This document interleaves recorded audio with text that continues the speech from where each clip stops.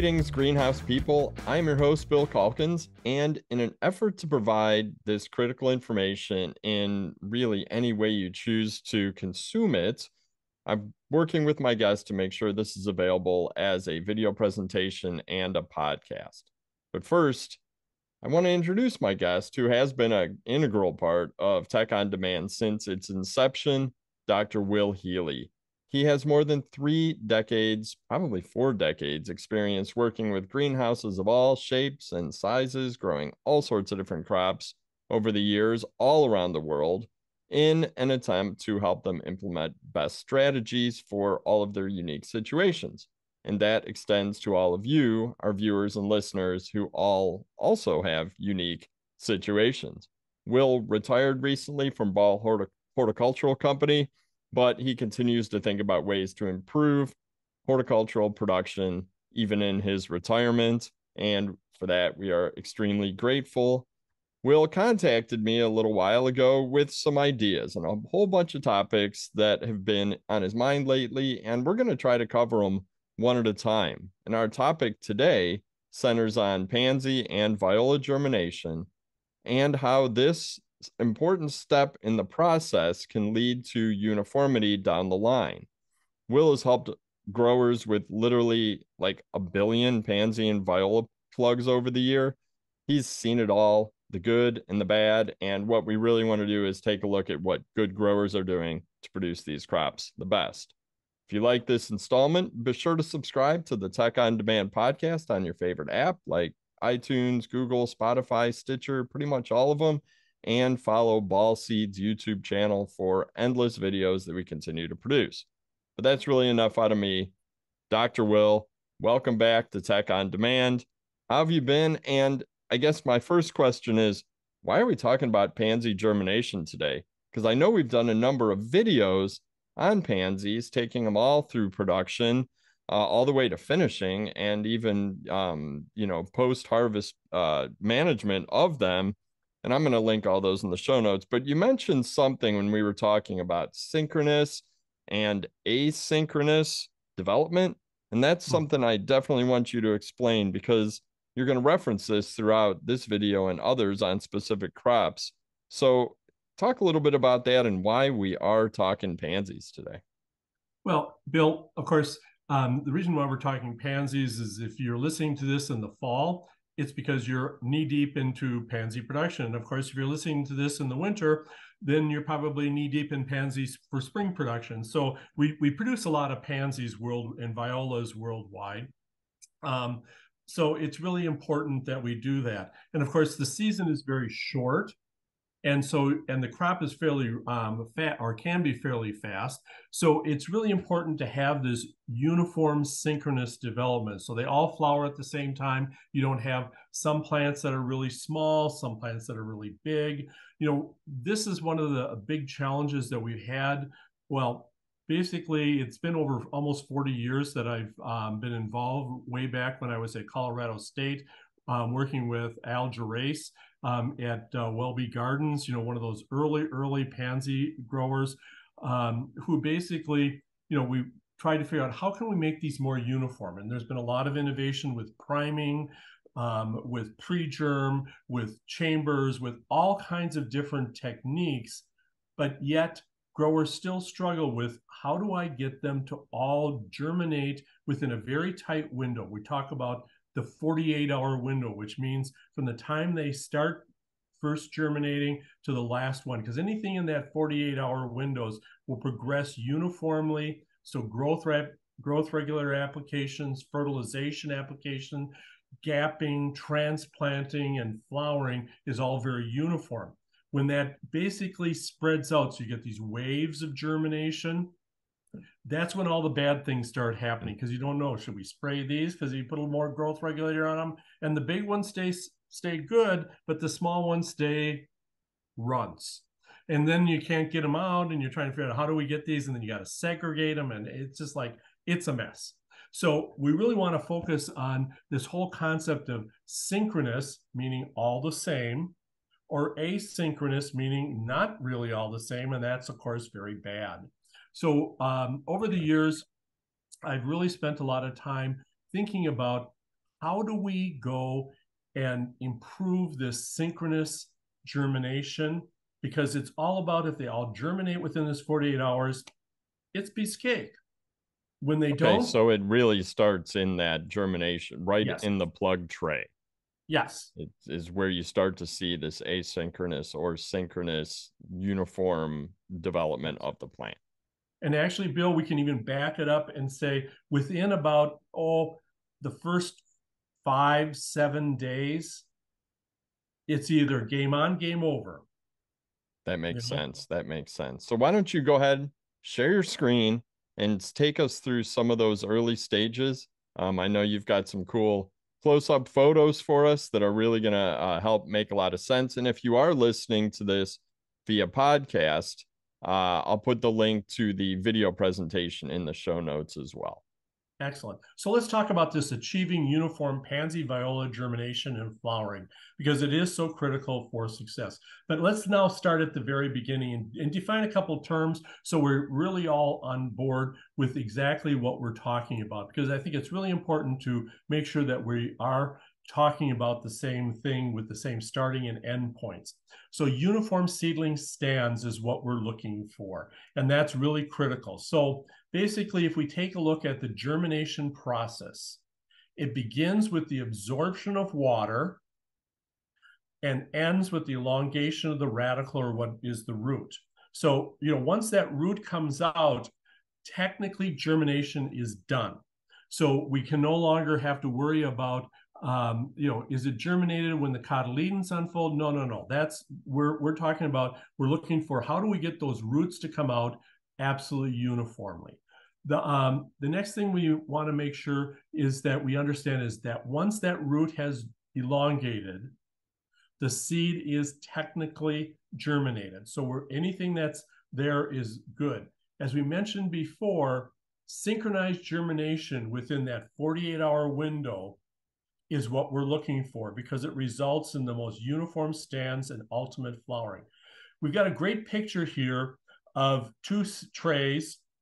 The tray on the left, where you basically have asynchronous germination. If you notice, you've got some that have got 2 going on 3 leaves, and you've got some that are barely throwing 1 leaf, true leaf out. And there's a couple that are just the cotyledon unfolding. This is true asynchronous. You've got probably 10 days difference in flowering between the smallest and the largest. And of course, it mystifies people as to, when do I growth regulate? When do I fertilize? When do I? And it's just, for any grower, it's impossible. The tray on the right basically shows beautifully synchronous development. Every single plant has exactly the same number of leaves. So this is really a key factor. Now, if you read all of the technical information provided by all the breeding companies, they always talk about temperature. And people say, well, I should really look at temperature. Well, my experience is that I've seen seeds germinate from, when the temperatures are, in the high 100 degrees during the day, which is, approaching 40 some degree centigrade, all the way down into, 10 degrees centigrade, 50 degrees. So temperature, good can happen and bad can happen if you follow the basic rules. And so I've seen people do it under high temperatures and low temperatures and all temperatures in between. So really, forget about temperature. Let's focus on what's critical. And I think this is where we get messed up. We overthink. So let's really start thinking about, what is the process of germination? Because it's really a 2-step based process, Bill. The germination process that I've talked in a number of different presentations over the years basically all boils down to step 1. Seed coat absorbs water. The water then basically moves into the seed and begins to the whole process. And this is a pure water. You've got to have sufficient moisture in that very first early part of the germination, the first couple of days, basically starting on day 0, to basically get that absorption as rapid as possible. The next step is much more complicated because now all of a sudden, this is where the machinery in the cell, the starch starts breaking down, the cells start multiplying because you basically activate storage proteins and amino acids and RNAs and amino, it's all of the stuff that you learned about in biology class and promptly forgot, except unless you took the test. And then basically all that starts happening, and that is an oxygen dependent process. You got to have oxygen going into that seed to basically get the whole process going. It's not about water, it's about oxygen. Seed coat then cracks, radicle emerges, and of course, we basically at that point say the seed is germinated. Okay, so those are basically the process. And the two critical steps we've got to keep in mind and keep in the correct sequence is step one, hydration, get the water into the seed. Step two, get the oxygen in the seed, because when that doesn't happen, that's when failure occurs. And time and again, people don't get it wet enough, let it dry out, basically don't keep the oxygen in, and all of a sudden they go asynchronous, and we've got populations from small to large all over the place. So let's just take a look at what's happening to some primed seed on some blotter paper over a course of a couple of days. So the seed was put on the blotter paper, and of course the blotter paper is moist so that the seed is adequately wet. And we've got a number of different seeds on this blotter paper, and we've got two circled, and these are the two seeds I would like you to watch, because these two will progress from day one. Notice that they all have a hard seed coat, nothing is cracked, everything is pretty much there. Notice that on day two, a couple of the seeds have started to crack, and that's basically typical of pansies, especially prime, because some of them are a little bit further along from the priming process, and so they actually now begin to crack, but others have not cracked yet, and they're all still kind of moving along. You can see all different stages on day two. That's how fast this is happening, and this is why it's so critical to have that moisture there. As we get to day three, we start seeing that there's a lot more seeds that have cracked and that they have started to elongate. Now we're into that 48-hour window we've talked about, where we want everything to begin to start moving and at the same time and be synchronous in its development. Kind of watch a little bit some of the seeds that aren't cracking. As we get to day four, notice that we do have our seeds that are actually, there's a couple of them that have got roots starting to come out, so they would technically be germinated. And we still have a couple of seeds. There's two seeds over on the right-hand side that haven't cracked, haven't done anything, which of course may or may not ever materialize into a usable plant. That's why the germination percent is important. This is where you get, 98, 90% germination. Some seeds just aren't going to do their thing. And then, of course, as we get to day five, notice by day five, you are at the point where you have pretty much all the radicals out that you wanted to. So between day 3 and day 5, it started happening. So when we start thinking about that 48 hours, when they're in the soil, it's kind of hard to see it. But if you start digging around, this is what you'll see if you've got the moisture correct, and that the seed is taking up moisture and the oxygen's getting in, and that good things are happening. You've got to be careful when you're applying your moisture that you don't let it get down to a level 2. Because once it gets to a level 2, the seed basically seed coat dries back down, and it stops any development. So when we take a look at the start and stop, sometimes it's because we basically have gone and sown the seed, got it to the correct weight, tray weight, so everything looks good, and then we put it onto a rack in the middle of summer, put it into our nice dry sowing area, and then everyone goes to lunch. And Bill, what do you think happens? What dries out real quick and shuts down. Right. And then you go and you try, and you kind of wonder, well, why didn't anything happen? Once you drop water on that seed, the clock is ticking. Do not let it dry out. In fact, have a runner who's moving carts to that next stage where you're going to be able to maintain that moisture. Because if you dry it down too much, game over. you just aren't going to get the performance, uniform performance. You're going to go asynchronous, or you're going to spend a lot of time trying to fix this whole problem. The flip side of drying out is keeping it too wet, because some people believe that if a little bit of water is good, then a lot of water is really, well, in this case, really bad. Because what happens with pansies and violas more than pansies, and surprisingly, there's a lot of seed that does this. If they're too wet, basically evolution gave them a way to say, don't germinate, you're floating in water. What happens is if there's too much water, they form this gel coat. And you can actually feel it and see it on pansies and viola seed.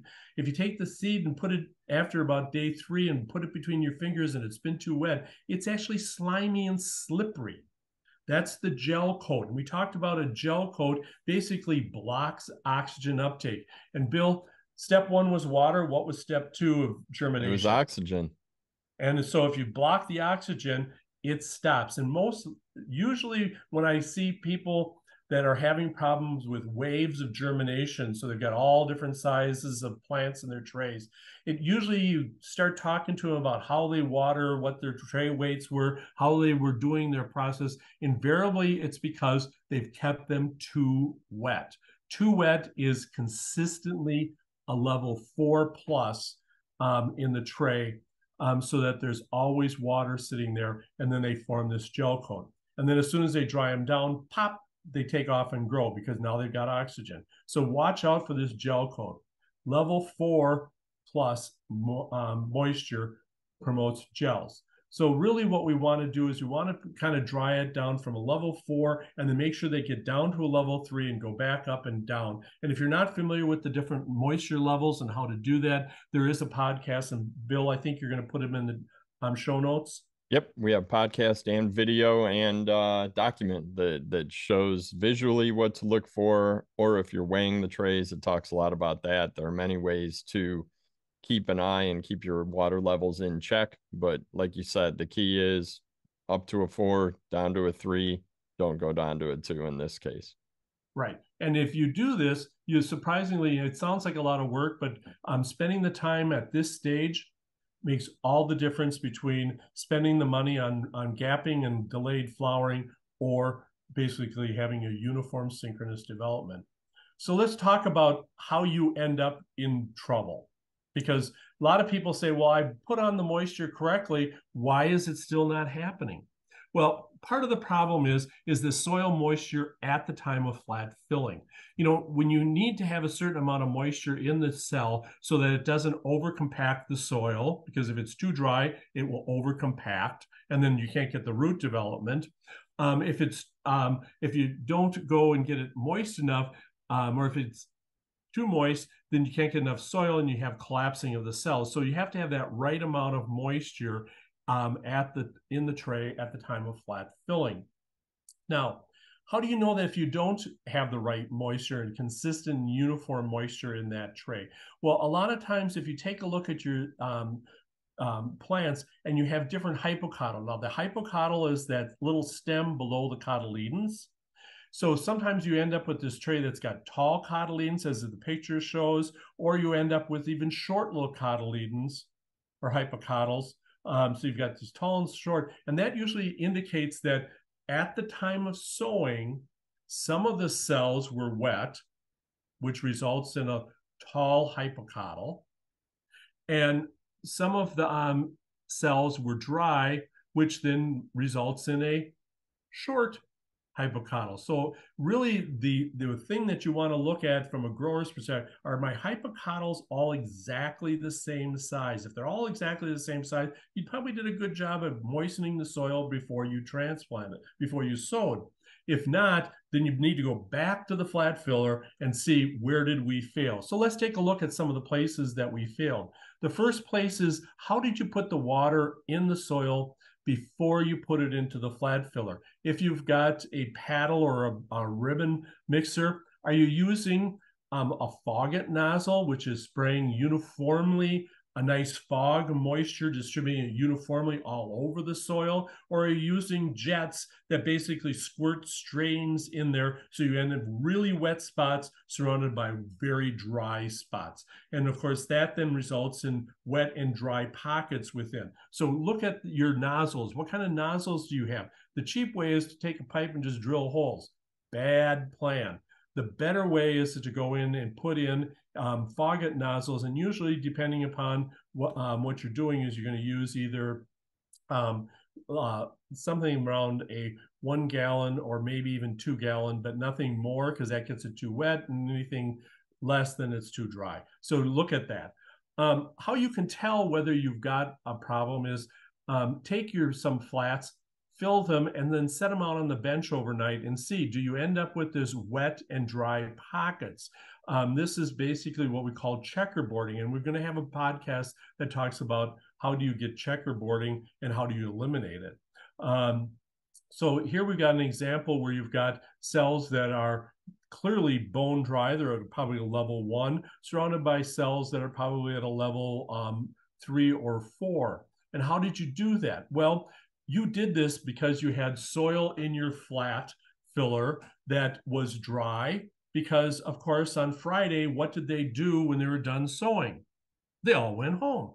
Wrong approach. What you should be doing is making sure that you've either emptied it out, that's the best solution, cleaned it so it looks like just like the day you brought it to the greenhouse, clean as a whistle, or you basically cover it, making sure that you've added a little moisture so that it is uniformly, it doesn't have dry pockets. Also making sure that you clean off the equipment so that you don't have these little pockets that all of a sudden fall into the cells. Notice you've got dry soil all over. So a lot of times when we start seeing these talls and shorts, it's because growers have not cleaned their flat fillers. The flat filler is critical to success of synchronous germination. Next step in the process that causes problem is this whole overcoating or covering.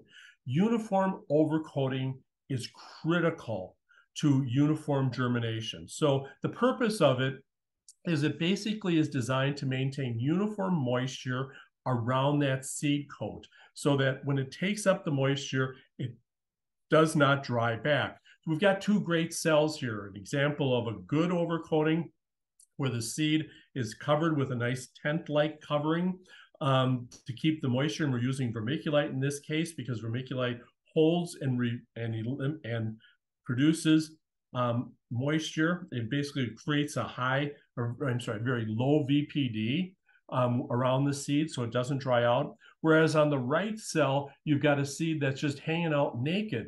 So you go through and you water it and you say, good job.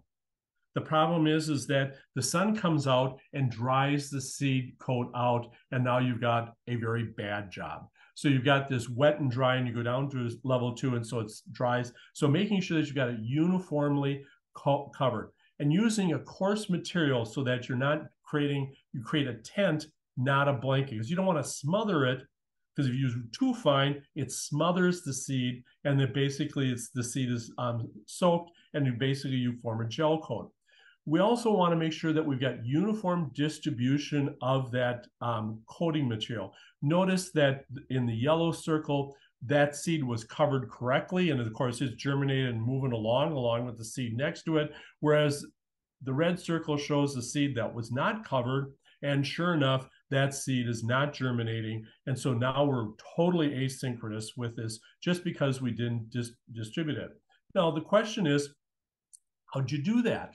Okay, well, many times we go out into the seeding area and look at the overcoaters and see how much material is in that overcoater.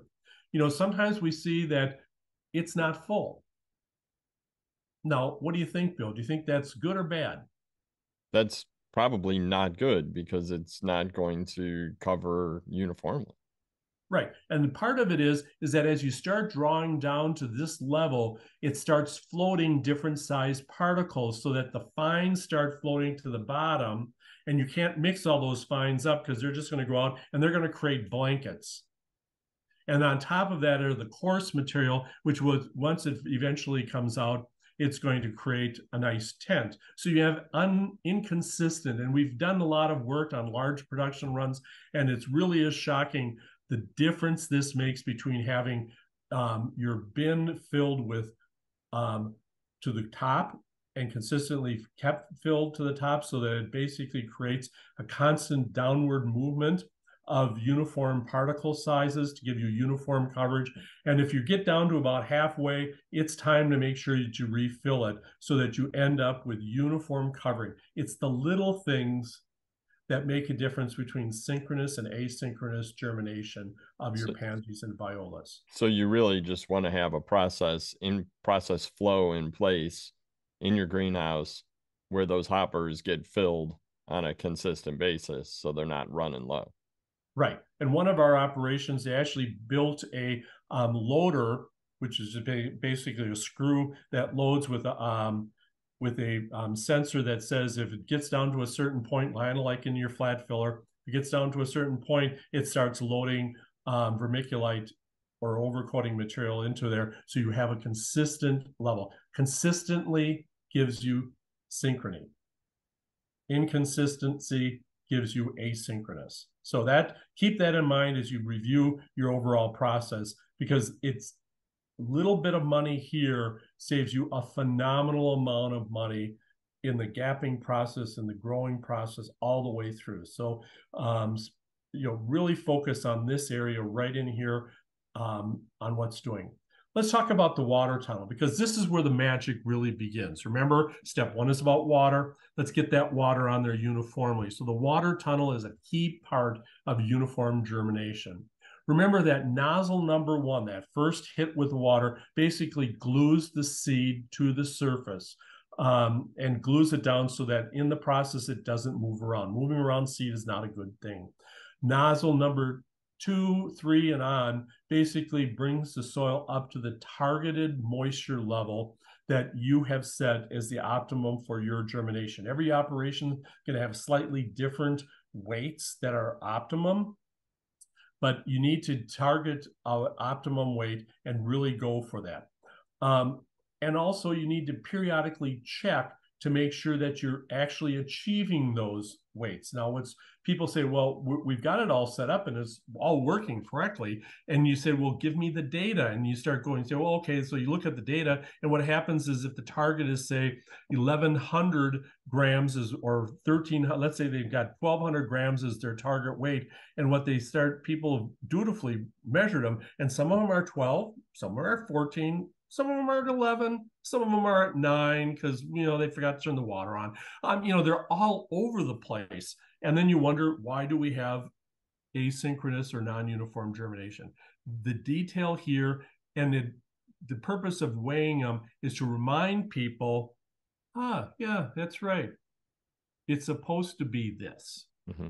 And it keeps them focused on doing the job and doing the job right. Because this is a monotonous, boring job. So let's make sure they got it right. You can't take too long to do that, right? You're just pulling off a tray and weighing it, on some sort of a schedule. Yeah, every 10, 15 trays, every shelf, however you want to set it between up. the end of the line and the cart. You're just moving it right past the scale. In fact, they'll usually have a scale sitting there right along the belt. Yeah. And they just pick one up, set it there, and go, good to go. It's on target. So checking this to make sure you've got it down right, because the soil going in there can be highly variable. Trust me. So this is the last check to make sure you've got it right. Now, once we've got the water tunnel, we've got them. Now let's talk about, should we do stage one in a bench versus a chamber? Now this is an endless discussion, and let's just talk about some of the pros and cons and what we need to be considering if we're going to go down a bench germination versus putting it in a chamber and then move it to a bench. So if you're going to go to a bench directly, you really need to use primed or Genesis seed. The reason is that it's very difficult to maintain the optimum moisture for raw seed, because raw seed germinates over a very long period of time. It's very variable. So when they prime the seed, what they're doing is they're creating a much more tight germination window for you to use if you get all the other pieces correct. So we really want to use primed seed or Genesis seed when we're on a bench environment.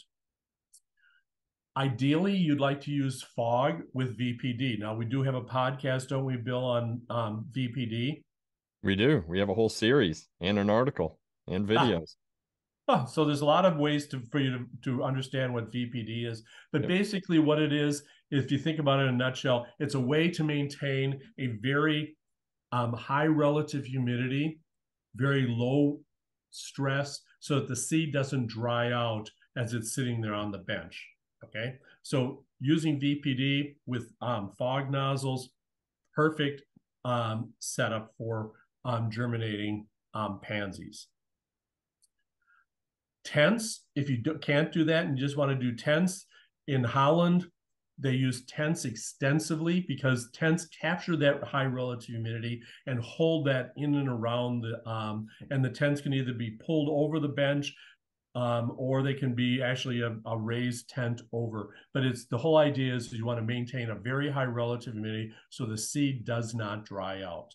Because remember, once you dry out, you're done. And of course, the reason why you do that is you don't want to be out there misting on the bench, because the more you mist, the more likely you're going to be that you're going to saturate the soil. If you saturate the soil, you're going to now start forming gel. And what happens, Bill, when you form gel? Can't take in any oxygen and it shuts it all down. Yep. So it's a fairly straightforward, and this is probably the biggest mistake I see growers out there just basically pounding it to death with water. Bad plan, especially when they use large droplets or they use like a regular old water nozzle. They get their red nozzles out there and they start pounding water out there and they just flood the place and they're in big trouble. Make sure that you're using your water targets so that you're basically irrigating up to a level 3 and you're bringing it down to a level taking it up to a level 4, excuse me, and then taking it down to a level 3. So you're continuing that 4 down to 3, 4 down to 3, and hitting the weights to make sure that you're not getting too much water on there. Remember that once you start violas, because they form more gel, you basically want to run them just a little bit drier. So basically having your violas on one bench that you can manage separately from your pansies is a good plan. Trying to put it all on the same bench makes it a little more complicated to do. Does that make sense, Bill? Yeah, absolutely.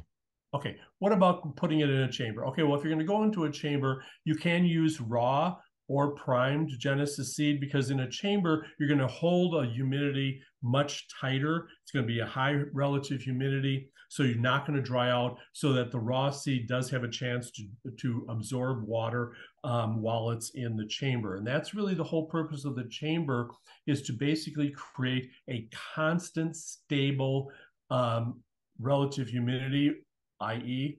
low vapor pressure deficit, so that the seed does not dry out. So you basically use some kind of a fog, or I've seen growers basically take and wrap their trays, and then basically they're going to basically have it in the chamber from the time that they've sown it until the time the seed cracks. Basically, you're also going to want to see a little bit of a weight drop. One of the problems that you have when you got fog is sometimes it gets too wet and then you start absorbing and the weight of the trays goes up. Check your weights in and check your weights out to make sure that you're not absorbing more moisture, because you could be just forming gel in the chamber. Bad plan. So you really want that tray weight to drop, 10, but no more than 50 grams over the course of the time in chamber. The time in chamber, of course, is from the time you put it in there until the seed cracks and that radicle starts, because at that point they've germinated. As you get out of the chamber, you need to make sure that you go and you check your weights, and you want to water them back up to the target weights, because they will need, just to make sure that you can get the rest of the seed. How do you know if you're putting on too much moisture? Because that's always one of the questions. Am I too wet? Well, one of the things that you can quickly see is if you're too wet, you're going to get root running. Root running is where the roots basically come out of the cell and head over to another cell. And that's all because it's just too wet out there. And the roots want to go down, but if it's really wet, they just go over the surface and they run. So if you see a lot of root running, you're just staying too wet. You're not taking the weight down far enough. So we spent a lot of times talking about how to do this, what are the critical steps, what's the physiology of it. Remember, getting it wet, then getting the oxygen in it is really critical. And it really boils down to 3 major areas to focus on. You want to, first of all, you want to be focusing on water in that soil before you ever sow it. What's the target? Because if that's not right, it's really hard to fix it. Trust me, we've tried for 30 years to figure out how do we fix this mess. And the way to fix this mess is to fix the flat filler and that whole process. And then all of a sudden it's like, well, that was really easy. Spend the money there, spend the time, you do it right. Once you sow it, make sure that you've got the right amount of water for the time of sowing so that you've got the right target moisture at sowing, and that up to the time that it germinates, that it actually dries down slightly in that window from sow to germinate when the radicle emerges. And then basically look at what is your water targets from the time that you germinate until the cotyledons begin to unfold. So it's all about water. I hope I bludgeoned this to death, Bill, so people understand that water does help or kills.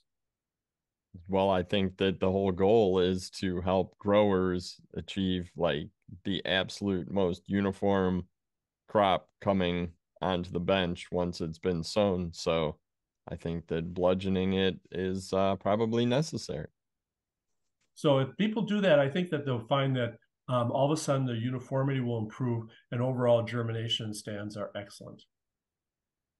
Hey, thanks for putting that slide in there, Will. I Yep. appreciate it. So you can find dozens, probably hundreds of tech on demand educational resources online.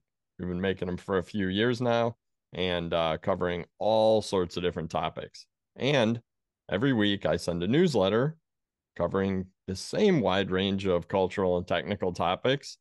And you can subscribe very easily. I will put links in the show notes. We've also created a ton of videos for growers of all skill levels, from new entry-level growers all the way to those of you who've been doing it for 30 or 40 years. We also have a podcast, which is a great way to learn about technical topics on the go. And if you want to connect with a huge global group of more than 5,000 of your peers, I suggest you join the Greenhouse Tech Team on Facebook. If you search Greenhouse Tech Team, answer a couple simple questions, I will let you right in. So, Will, thank you so much for your time. As you know, anytime you have a topic in mind, I will be happy to hit record, open up the lines, and we can make it happen. Thank you so much.